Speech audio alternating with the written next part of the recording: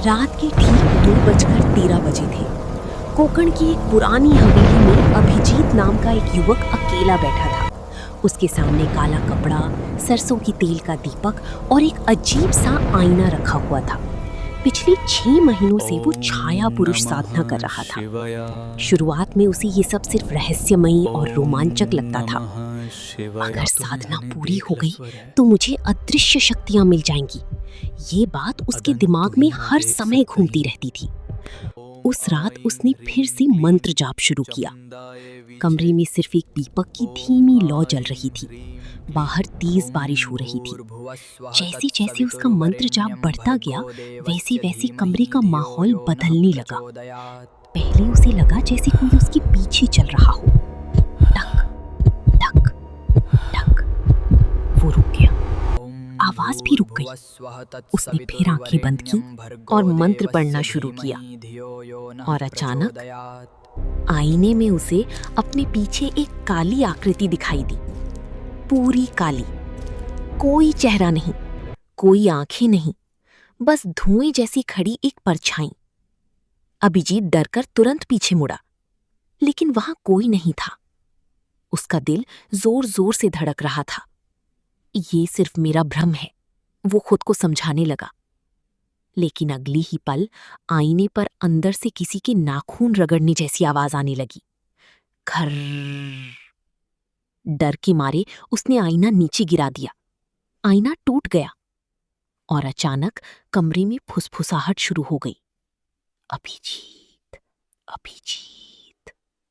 वो आवाज न औरत की थी न आदमी की, जैसे कई आवाजें एक साथ बोल रही हों।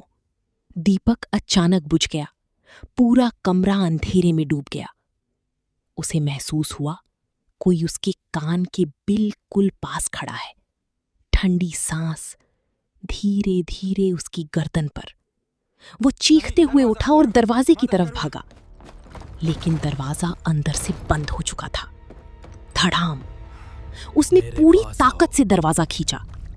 तभी कमरे के कोने से 2 सफेद आंखें चमकी अंधेरे में। धीरे धीरे वो परछाई उसकी तरफ बढ़ने लगी। जमीन पर उसके कदमों की आवाज नहीं थी, बस घिसटने जैसी आवाज। अभिजीत लगातार पीछे हटता गया। उसकी सांस अटक रही थी। अब वो परछाई बिल्कुल उसके सामने आ चुकी थी और अचानक उस परछाई ने उसी की आवाज में बोलना शुरू किया। तुमने मुझे बुलाया है, अब मैं जाने वाला नहीं। अगली सुबह गांव वालों ने हवेली का दरवाजा खोला। कमरा पूरी तरह खाली था। सिर्फ दीवार पर काली राख से एक वाक्य लिखा हुआ था, वो अब परछाइयों में है। और उस दिन के बाद हर रात ठीक 2:15 बजे उस हवेली से आईना टूटने की आवाज सुनाई देती है। उस घटना के बाद पूरे गांव में डर का माहौल फैल गया था। लोगों ने उस हवेली के पास जाना ही बंद कर दिया। दिन में भी उस घर के आसपास एक अजीब सी खामोशी रहती थी। लेकिन असली डरावनी घटनाएं उसके बाद शुरू हुई। अभिजीत के गायब होने के तीसरे ही दिन गांव का एक लड़का रात में मोबाइल पर वीडियो बनाते हुए उस हवेली के पास गया। उसे लगा लोग बेकार में अफवाह फैला रहे हैं। वो हंसते हुए लाइव वीडियो कर रहा था। देखो दोस्तों, यहाँ कोई भूत वूत नहीं है। वो हवेली की टूटी हुई खिड़की के पास गया। अंदर पूरा अंधेरा था, लेकिन अचानक उसकी मोबाइल कैमरे में ऊपर वाली मंजिल पर कोई खड़ा दिखाई दिया। सफेद चेहरा और पूरा काला शरीर। लड़की ने डरकर ऊपर देखा, वहां कोई नहीं था। वो फिर मोबाइल की स्क्रीन देखने लगा और उसका चेहरा डर से सफेद पड़ गया, क्योंकि अब कैमरे में वो आकृति उसके ठीक पीछे खड़ी थी। लाइव वीडियो अचानक बंद हो गया। अगले दिन वो लड़का गांव के बाहर बेहोश हालत में मिला। उसे होश तो आ गया, लेकिन उसने बोलना बंद कर दिया था। वो बार बार सिर्फ एक ही बात कागज पर लिखता था, आईनों में मत देखो, वो वहीं से बाहर आता है। गांव की बुजुर्ग लोग कहने लगे कि अभिजीत ने साधना के दौरान छाया पुरुष को पूरी तरह जगा दिया था। एक ऐसी सत्ता जो इंसानों के डर पर जीती है और जो आईनों के जरिए इस दुनिया में प्रवेश करती है। उस रात के बाद गांव में अजीब घटनाएं होने लगी। लोगों के घरों के आईने अपने आप टूटने लगे। रात 2:15 बजे कुत्ते एक ही दिशा में देखकर रोने लगते। कुछ लोगों को नींद में अपने कमरे के कोने में काली आकृति दिखाई देने लगी। लेकिन सबसे डरावना अनुभव अभिजीत की माँ को हुआ। एक रात वो रसोई में पानी पीने गई। तभी उसने हॉल के आईने में किसी को बैठे हुए देखा। वो रुक गई। आईने में सोफे पर अभिजीत बैठा था, सिर झुका हुआ, पूरा भीगा हुआ, जैसे अभी बारिश से आया हो। अभिजीत, वो कांपती आवाज में बोली। धीरे धीरे उसने अपना सिर ऊपर उठाया, लेकिन वो अभिजीत नहीं था। उसकी आंखें पूरी काली थी और चेहरे पर एक अजीब अस्वाभाविक मुस्कान थी। अचानक आईने पर खून जैसे निशान उभर आए और अंदर से आवाज आई, नेत्रे, माँ, मुझे बाहर निकालो। वो जोर से चीख पड़ी। अगले ही पल घर के सारे आईने एक साथ टूट गए। धाड़ धाड़ धाड़। उस दिन के बाद वो औरत पूरी तरह पागल हो गई। वो हर रात खाली दीवार से बातें करती थी, मैं तुम्हें बाहर नहीं आने दूंगी, कभी नहीं। लेकिन असली डर अभी बाकी था, क्योंकि अब गांव के लोगों को हर आईने में कभी कभी अपने पीछे एक काली परछाई खड़ी दिखाई देने लगी थी। अब गांव में सूरज ढलते ही दरवाजे बंद हो जाते थे। लोगों ने अपने घरों के बड़े आईने हटा दिए थे। कुछ लोगों ने तो आईनों को काले कपड़ों से ढक दिया था, क्योंकि सबको एक बात समझ आ गई थी, जिसने भी रात 2:13 के बाद आईने में देखा, उसके साथ कुछ ना कुछ भयानक हुआ। एक रात गांव का पुलिस पाटिल अचानक गायब हो गया। उसकी पत्नी बता रही थी, रात को वो बाथरूम गए थे और अचानक अंदर से जोर की चीख सुनाई दी। घर वाले दौड़कर पहुंचे। उन्होंने दरवाजा तोड़ दिया, लेकिन बाथरूम खाली था। सिर्फ आईने पर पानी से लिखा हुआ था, वो करीब आ रहा है। उस दिन के बाद गांव में एक अफवाह फैल गई, अभिजीत अभी भी जिंदा है, लेकिन वो उस दुनिया में फंस चुका है और छाया पुरुष अब उसके शरीर का इस्तेमाल करके इस दुनिया में आने की कोशिश कर रहा है। ये सुनकर गांव का एक बूढ़ा तांत्रिक भैरवनाथ उस हवेली में गया। लोग कहते थे कि वो बहुत शक्तिशाली था। हवेली में प्रवेश करते समय उसने कहा, अगर ये सत्ता पूरी तरह जाग गई तो ये सिर्फ एक इंसान तक सीमित नहीं रहेगी। उसने पूरी हवेली में काला भस्म फैलाया और मंत्र पढ़ना शुरू किया। लेकिन जैसे जैसे वो ऊपर वाले कमरे तक पहुंचा, उसकी आवाज कांपने लगी, क्योंकि कमरे के बीचों बीच टूटे हुए आईने के टुकड़े हवा में तैर रहे थे और हर टुकड़े में अभिजीत का चेहरा दिखाई दे रहा था। वो रो रहा था, मुझे बचाओ, वो मेरे अंदर है। अचानक सारे आईनों के टुकड़ों से एक साथ काले हाथ बाहर निकलने लगे। भैरवनाथ जोर जोर से मंत्र चिल्लाने लगा। पूरा कमरा कांपने लगा, दीवारों पर परछाइयां दौड़ने लगी और फिर पहली बार छाया पुरुष पूरी तरह दिखाई दिया। उसका शरीर धुएं जैसा था, लेकिन चेहरा अभिजीत का था। बस उसकी आंखें पूरी काली थीं और उसका मुंह अस्वाभाविक तरीके से फटा हुआ था। वो धीरे धीरे मुस्कुराया। बहुत देर हो चुकी है, अब मैं अकेला नहीं हूं। अचानक कमरे के सारे आईने चमक उठे और पूरे गांव में जिन घरों में भी आईने थे, उनमें वही काली आकृति दिखाई देने लगी। लोग चीखने लगे। कुछ घरों में लाइटें अपने आप बंद हो गईं। कुछ लोगों ने कहा, आईनों से कोई बाहर आने की कोशिश कर रहा था। उस रात ठीक 2:13 पर पूरे गांव में एक साथ फुसफुसाहट सुनाई दी, तुम्हें अब कोई नहीं बचा सकता। दरवाजा खोलो, मुझे अंदर आने दो। भैरवनाथ समझ गया, ये साधना सिर्फ एक इंसान की गलती नहीं थी।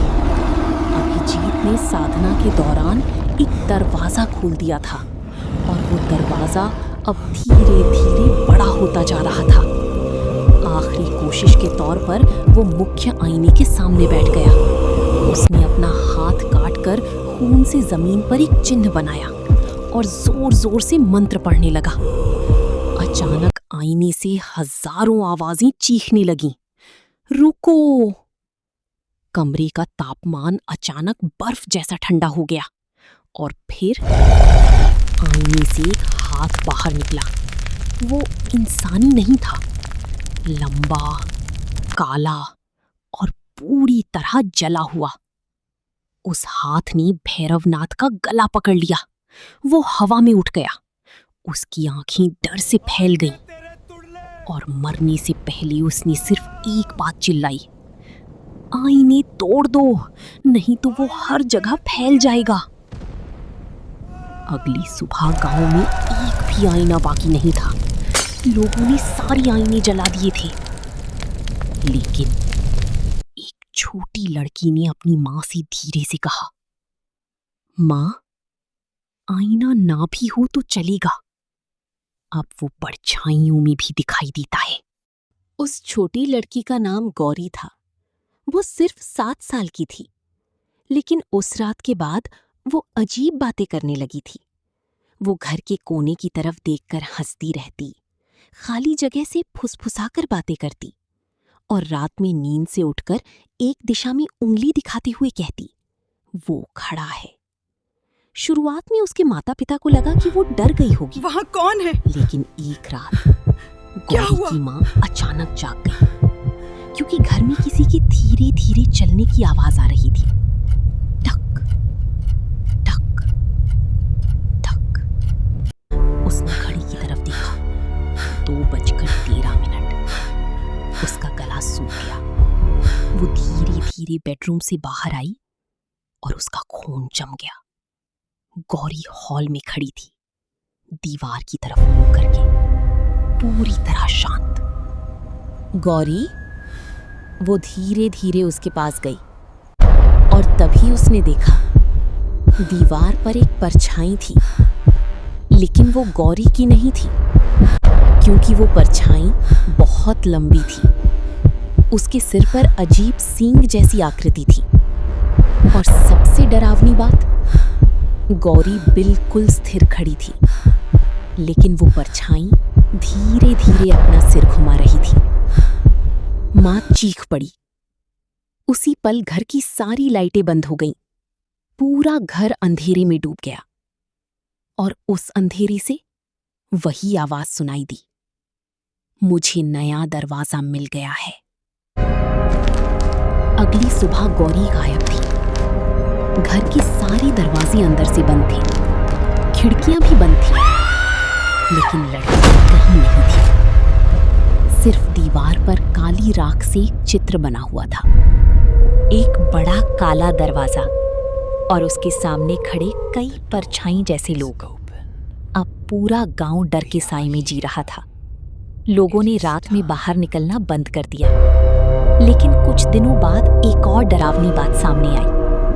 अब सिर्फ उसी गांव में नहीं, पास के गांव में भी लोगों को वही परछाई दिखाई देने लगी थी, जैसे वो फैल रही हो। एक पत्रकार को इस घटना के बारे में पता चला। उसका नाम समर था। उसने फैसला किया, ये सब अंधविश्वास है, मैं सच दुनिया के सामने लाऊंगा। वो कैमरा लेकर उस हवेली में गया। रात का समय था, 2:10। वो लाइव रिकॉर्डिंग कर रहा था। अगर यहां कुछ है तो आज दिखाई देगा। वो ऊपर वाले कमरे में गया। कमरा अब पूरी तरह जला हुआ और काला पड़ चुका था। दीवारों पर अजीब निशान बने हुए थे और कमरे के बीचों बीच एक नया आईना खड़ा था। समर रुक गया। ये नामुमकिन है, क्योंकि गांव वालों ने सारी आईने जला दिए थे। वो धीरे धीरे उसके पास गया।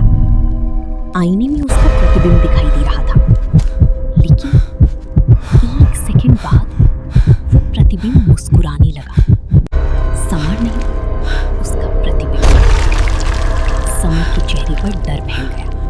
वो पीछे हटने लगा, लेकिन आईने वाला वो आगे बढ़ा और अचानक आईने से एक हाथ बाहर निकल आया। समर चीख पड़ा। कैमरा जमीन पर गिर गया, लेकिन लाइव वीडियो अभी भी चालू था। लोगों ने स्क्रीन पर सिर्फ एक चीज देखी। अंधेरे में कई सफेद आंखें चमक रही और उनके बीच अभिजीत खड़ा था। उसका चेहरा आधा जला हुआ था, आंखें पूरी काली। वो कैमरे की तरफ देखकर धीमी आवाज में बोला, अब बहुत देर हो चुकी है, वो तुम्हारी दुनिया में आ चुका है। लाइव वीडियो अचानक बंद हो गया।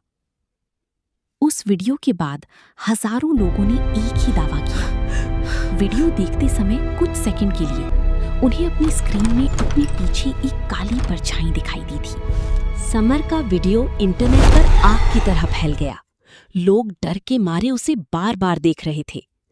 लेकिन जितने ज्यादा लोग वो वीडियो देखते, उतनी ही अजीब घटनाएं होने लगीं।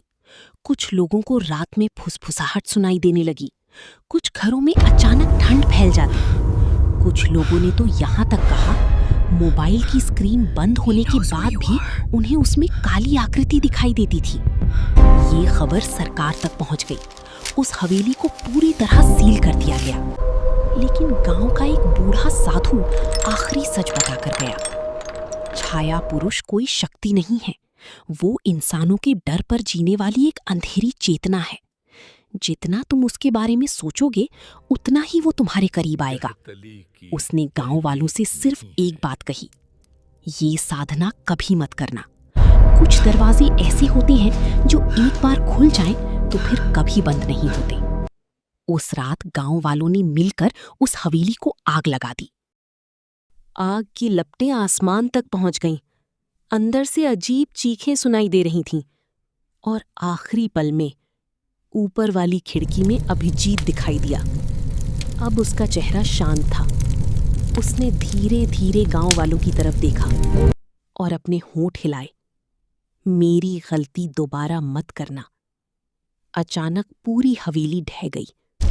आग बुझने के बाद वहां सिर्फ राख बची थी और उस दिन के बाद गांव में फिर कभी वो परछाई दिखाई नहीं दी। लेकिन लोगों ने एक बात हमेशा के लिए याद रखी, रहस्यमयी शक्तियां, अंधेरी साधनाएं और डर के साथ खेलना, ये मनोरंजन नहीं होता। कभी कभी इंसान की जिज्ञासा उसे ऐसे अंधेरे में ले जाती है जहां से वापस लौटना संभव नहीं होता। इसलिए छाया पुरुष या किसी भी अज्ञात और खतरनाक साधना को करने की कोशिश कभी मत करें। मानसिक शांति, सकारात्मक ध्यान, प्रार्थना और सुरक्षित अध्यात्म ही सही मार्ग है।